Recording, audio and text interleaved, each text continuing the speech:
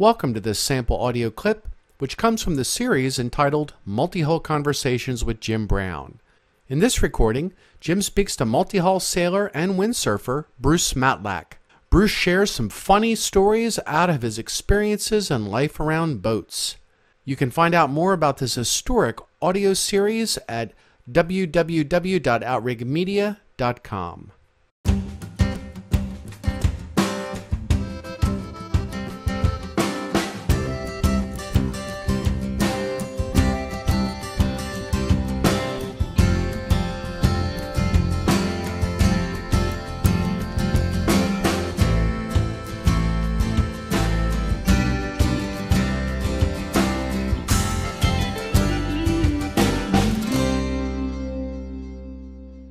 Can you give us some kind of a thumbnail biography regards to your sailing in general? Not all of it's been multi-hull, but I guess some of it has, huh? Ocean sailing. Yeah, well, similar to you. After I just read your two books here, as my beginnings were in monohulls. Too. I don't know if you want to call it Chinese junk or monohull, but loosely I guess it is. But I started off. I read a couple of books, Kon-Tiki and the Tahiti Nui, which were both raft trips. One, of course, much more well known than the other. But I got excited about sailing to the South Pacific, and I didn't know much about sailing. I just sailed a sailfish, and but I decided I was going to do it, and I knocked on doors till I found a ride and took off, flew to Mazatlan and got on a boat called the Galilee with Julian Ritter.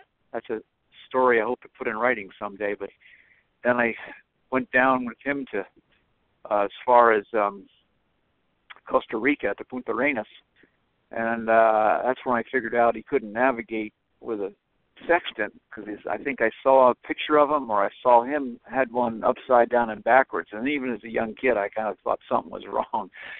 So I jumped onto a powerboat, and he went off and eventually got to Tahiti, but I'll finish that story later. Then I got on a powerboat, the PGM. We didn't know what it stood for, but we always called it the Pray God We Make It, because we never knew what was going to happen next on that boat. Single screw, the Jemmy 671, and we ended up going through the canal and then putting it on the reef at San Andreas Island at night, and damn near wrecking it, and then ended up in Nicaragua and got in all kinds of trouble with the government, breaking up a missionary meeting and all that kind of stuff, which I've told you that story. But then from there I got some money out of the U.S.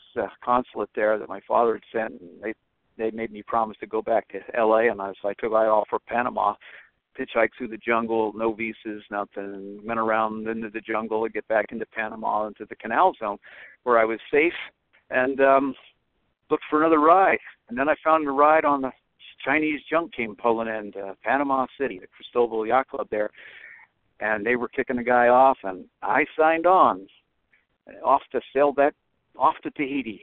No, hey. Yeah, well, how far is that? 5,000 miles. Don't worry about it, kid. Get on, So off we went. No motors, no outboards, no life jackets that I know of, no radio. Just go. And with an English skipper named Alex Roper, and six of us total in the crew. 30 days later, we ended up in Nukuhiva, and then left Nukuhiva and pulled into Papeete and smuggled 3,000 bottles of scotch that we bought in Cristobal, Panama, into Papeete without getting caught. I didn't know anything about that, but here I was on a smuggling boat. They tell me about 2 days at sea. 3,000 bottles? No, I know it doesn't sound. It sounds like bullshit, but I mean this is the truth. And we had attempted mutiny on board. We had a Chinese Tahitian guy and a Marquesan, and of course, Larry Muldoon was an alcoholic. He was a navigator, and he dropped the sextant about 5 days out. And fortunately, the skipper had one of those plastic Davis sextants that got us all the way to Tahiti. But we put Larry to bed, But I threw all the firing pins out of their rifles. I heard them conspiring to kill the skipper. We were all living in that little doghouse up in the junk, and they said,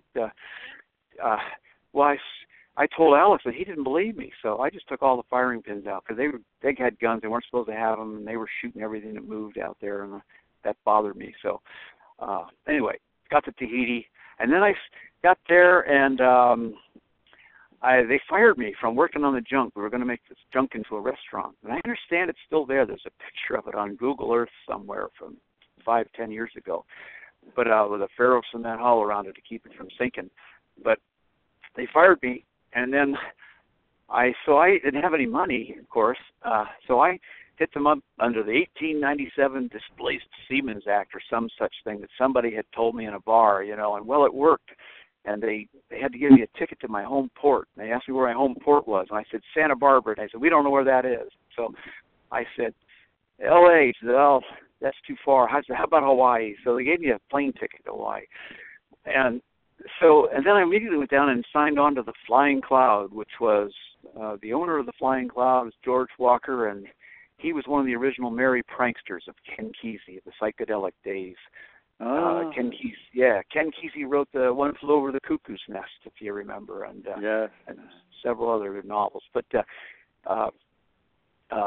and that off I went to Hawaii on the Flying Cloud, and I made it as far as the Marquesas, and I jumped ship, and I hid out with the natives there who didn't like the French, of course, so they were just happy to hide this American escapee from the French, because they told me, you signed on to the Flying Cloud, you do not stop anywhere in French Polynesia, you go straight out of here. So anyway, they put me on a ship finally, and wanted to put me in chains in their one-room jailhouse and whatever, and said, we're taking you. And they made me pay for my passage when I got to Panama. They had one gendarme guy under one arm, one of the other, in my checkbook, and they said, here, you got to pay us back somehow. And I paid them back. And then I said, well, I'm going to take off again. I'm going to find a boat going into the Caribbean.